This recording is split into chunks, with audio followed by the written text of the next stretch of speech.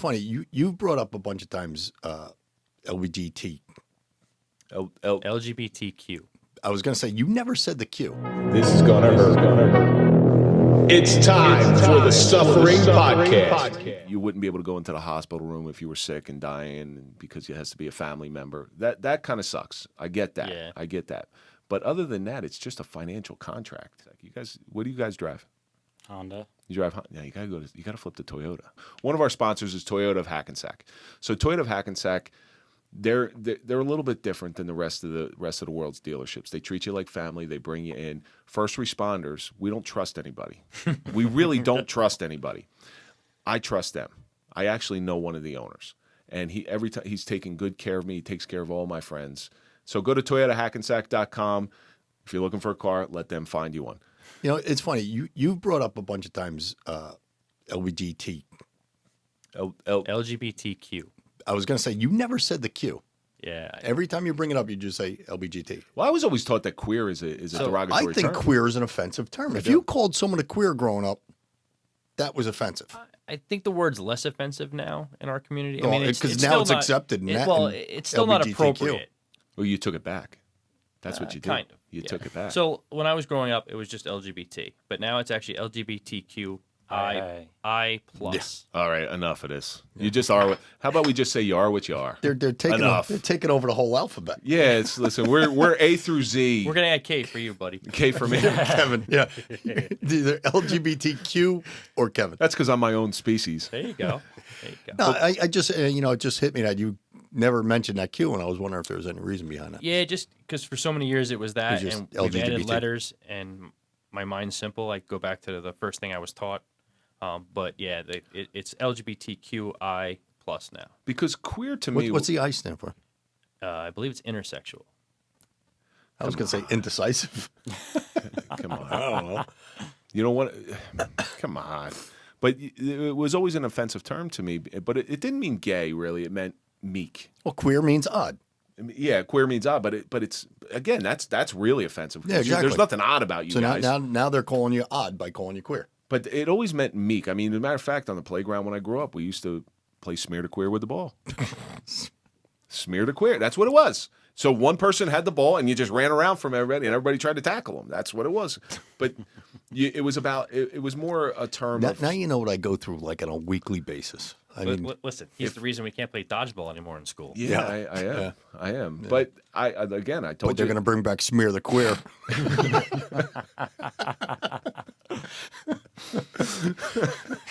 But I told you, There's no taking that one back. I'm going to speak to you the same way I speak to everybody because I don't see you as any differently.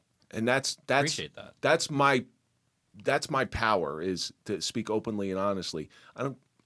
And it's not coming from an offensive place, but it's just that's who I am. That's how I talk. Right. You know. I say all the time. One of my best friends, and he was from L.A. Actually, he lives in Ohio now. It's him.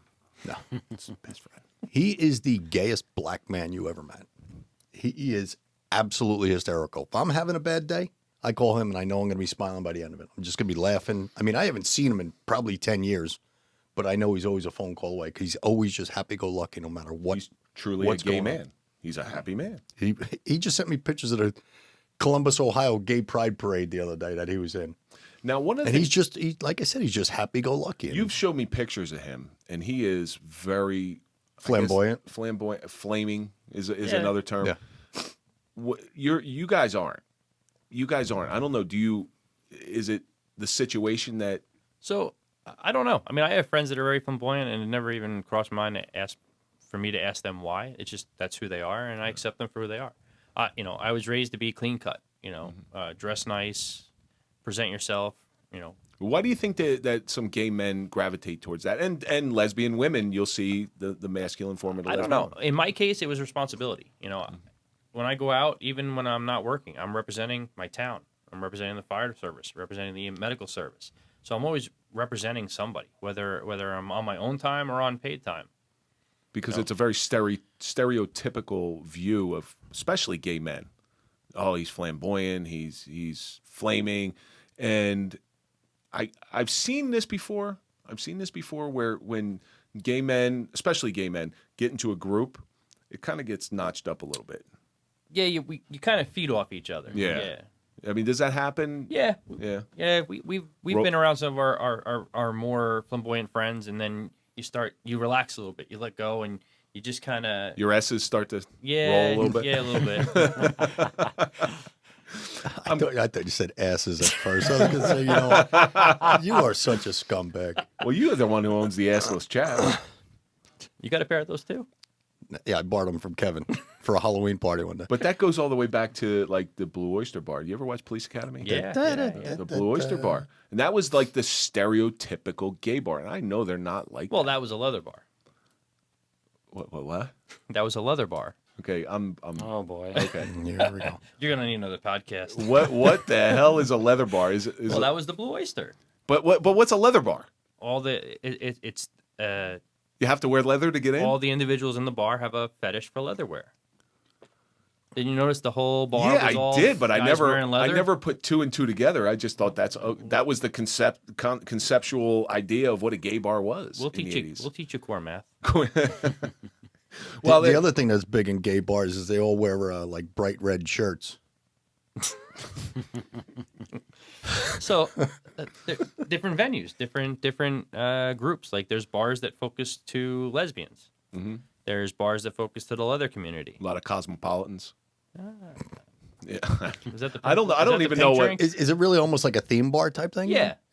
I mean, So like Blue Oyster Bar would be a leather bar. It was a and then leather you bar, have, yeah. Like a Like when a straight guy sees two lesbian, he always hopes that they're two very beautiful women. It's never the case, you know? So I don't even know how you would cater. I guess it's just a place where they go to, just like a cop bar or a firefighter's bar, Right. where you go to feel accepted.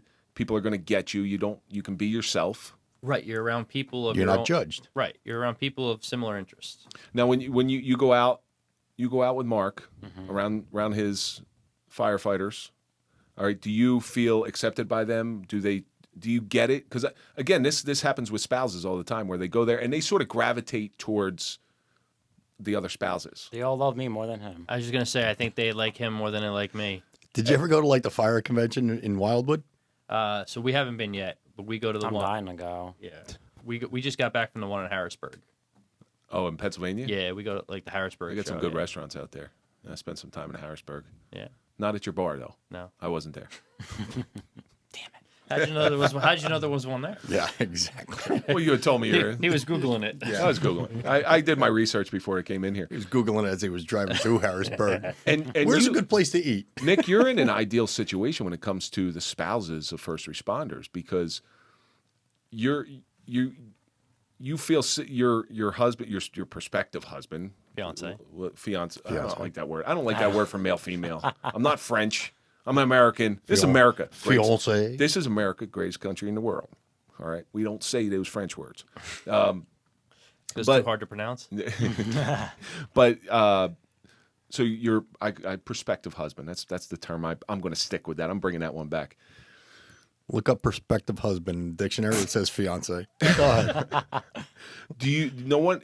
It's a safe spot for the wives to be in because all the husbands are like, oh yeah, don't worry, he's gay. Don't worry about it. He's got no interest.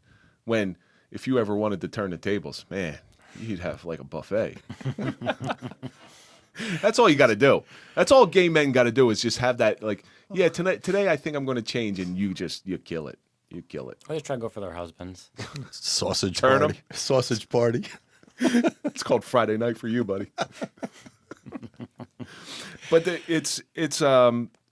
I'm very interested in the way you're viewing first responder world because you're coming in, and Marc, you were already in the first responder world when you met Nick. How long you guys been together? Just over 5 years. 5 years.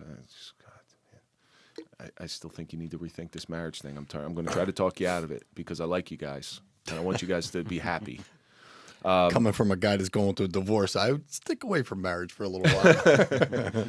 But it's an interesting perspective on life inside first responders, especially from another man. Mm-hmm. But apparently what I'm seeing, there's no difference. No. And there's no difference. The cool thing about you, Marc, is there's absolutely no difference between you and every other fireman that I've ever met in my life. Listen, being gay isn't going to stop him from running into a burning building. No, it'll actually probably help you go in there. Yeah, you've I'm already- already flaming. So you set him up. You said it. I didn't. Therefore, There was that softball. Here you There go. you Hit that one. So if you were speaking to, again, I think gaydar is a real thing. I really do think you guys look at somebody like, yeah, they might have some tendencies to them. But if you were going to meet somebody in your shoes Just slap him. 20 years ago, It's not worth it. who you might think that might be gay, might be closeted, what do you think the best advice, whether they're first responder or not, what do you think the best advice to give them is on how to best live your life to avoid the same pitfalls and a little bit of suffering that you guys went through? Just be yourself. You gotta keep your friends close and live your life. The more you hide, the more you suffer. We were talking before about like discrimination and stuff like that. How about just worry about yourself? Yeah. Don't you worry about me. Stay in your lane. You worry, yeah, exactly. You worry about you, I'll worry about me. As long as, if we're in the same profession, as long as we're getting the job done correctly, like, what do you say all the time? One of us isn't as strong as all of us. One of us is not as strong as all of us. So I don't care if you're gay. I don't care if you're black, green, yellow, orange. We're all there for one task at hand. Let's finish that task and worry about yourself. Have you ever come across a save that you've had, either in the medical profession or being a firefighter, where somebody has found out and been a little put off? No, I've had losses where people have looked at me and I kind of felt like they were judging my skills because of who I was. Yeah, because gay men can't save people. Yeah. There's no way. There's just no way. I was going to say, in the EMT field, is there any incidents that really stick out to you where you felt that you were on a call that maybe someone was judging you? I know Ashley, your sister, she had a big win out of it. She had a big win where she got somebody into a facility for help, Yeah. and then saw her down the road. Yeah. Yeah. I mean, it's very rare that you come across someone you save later on down the road. Yeah. Usually you drop them off and those doors close. And as you guys know as officers, you never really know the outcome.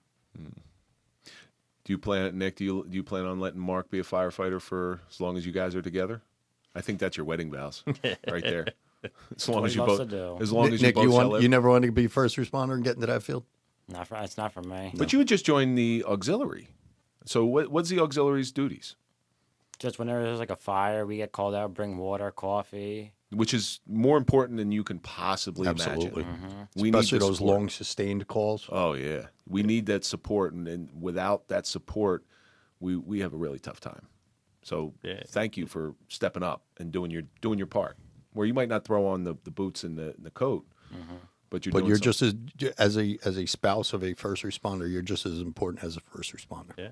Don't ever forget that. And don't give them too much shit. 'Cause I know you guys fight. I've been on plenty of gay domestics. Every day. You guys, He enjoys it too much. I just throw in a towel because he enjoys the fight. are you a verbal fighter? I'm just an asshole. Okay, so you know The more you punish him, the more he enjoys it. Oh, you're a masochist. You're going to find out later. They did meet in that leather bar. Well, do you have you guys on Instagram, social media? You have anything you want to throw out there? So, if you're looking for support, it's out there. Glisten has a lot of resources. And what's your social media? I have an Instagram. You don't know it. I don't know it. As long as you follow the Suffering Nick, Podcast, you're Nick, good. what's his Instagram? I think it's MSHHETT on Instagram. You got that, Drew? I don't think that's it. I think it's it. I think you're off like one letter. No, I think it's that. I think it's MSHHETT at Instagram. Regardless, we'll put it in our I don't show know if notes. it's I don't know. Hashtag Twitter, whatever it is. Hashtag AssFire. Is that what it is? I think you guys should start that. That'd be pretty cool. That'd be pretty cool. Like I started. Ass on fire is never a good thing, buddy. Never a good thing. No. This guy's ass is always on fire. So I eat Italian food. Yeah, I know. It's probably just the Italian food. Don't lie. But you have a responsibility beyond your current profession. You understand that. So people are going to look at you in the minute, and it's a lot of responsibility. And I hate to put this on your shoulders, but the minute you misstep, they're going to be like, "Well, you see, I told you, gay people can't be firefighters." 100%. Do you ever feel that pressure? Not really. I know it's there. I put that pressure on myself. Like recently, I broke my leg about a year ago. So It's probably because you got gay bones. Nah, I hit hit a tree off roading. But no, like to myself, I know I'm being judged just on the medical aspect. Can he do the job? He's back. So I'm putting myself through the paces of proving myself to show that I'm strong enough to go back to what I was doing. It's got to be sucked. It's got to suck to be a daily grind to prove yourself every day. Yeah, it takes a toll on you. But are people more accepting now, though? Yes, like I said, culture has changed. It's more accepting, but there's still haters and there's still hate out there. I just don't see. I don't get it. That's the main thing. I don't understand. I can understand being gay. I can understand being trans. I can't understand the hate of it. Yeah. We it's out there every day, man. Even still in the school systems, we get calls about bullying issues in local schools, and we go there and we try to educate the schools on how to prevent it. But it's still out there. But again, they've taken away the biggest guard against bullying in the schools. I see this with my kids. Is you're not allowed to fight no more. You fight, you get suspended for a very long time. Mm-hmm. If when I went to school, and I'm not saying it's the right way, but at least it cured the bullying, where somebody was bullying you, it didn't matter what they were bullying you for. You punch them in the nose, guess what? You don't get bullied no more. Yeah. Now all of a sudden, that's just Mike Tyson said it the best. Everybody's a tough guy till they get a punch in the mouth. I want to ask both of you this question separately. I want you both to answer it. You've both gone through what some would see as not a very easy life. It definitely is not the path of least resistance. You've had obstacles to overcome. Marc, I want to start with you. If you had to quantify what your suffering throughout your life has taught you, and it doesn't seem like you've suffered all that much as far as physically, but emotionally, I'm sure it hasn't been easy for you from time to time. No. What do you think it's taught you?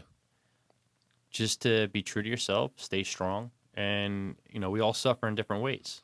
There's the suffering we have on the job, the lives we save, the lives we lose. There's a suffering in our families, and then the suffering about whether you're going to be accepted or not.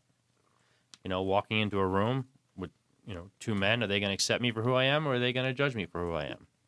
As long as you're not an asshole, you're cool with me. I try not to be. I say it all Nick's the time. already said he's an asshole, so I don't know. Yeah, I don't usually need to be the asshole. I bring him with me. Makes you look better. Yeah. And they still love me more than you. I know. It happens. What am I going to do? Nick, what do you think? What do you think your suffering throughout your life has taught you? He pretty much said it word for word. Be yourself. Hopefully you're accepted. And stop bringing an asshole everywhere you go. That's just a stereotype of gay men. Someone's got to be the tough one. It's really just be persistent and be who you are. Yeah. Embrace who you are. And the more you hold in, the more you suffer mentally. And that's why we're seeing a lot of these mental health issues that are out there, and people that are suffering in silence. Ask for help. It's out there. It sounds like you both embraced it, just like a prairie fire. yeah, here we go. It's been a while. It sounds like #prairie fire. It sounds like you've both Episode embraced 9. this, and I gotta give my hats off to you guys. And now that you've been on our show, we will consider you family. Thank you. Yeah, absolutely. Nick is going to consider you family.